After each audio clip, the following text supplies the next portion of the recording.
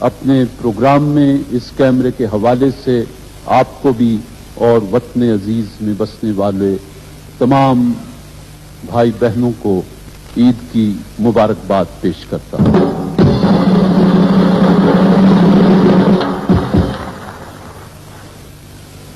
آپ نے یقیناً خوبصورت انداز میں عید منائی ہوگی۔ آج ٹرو ہے کہ میں آپ کی خدمت میں حاضر ہوں۔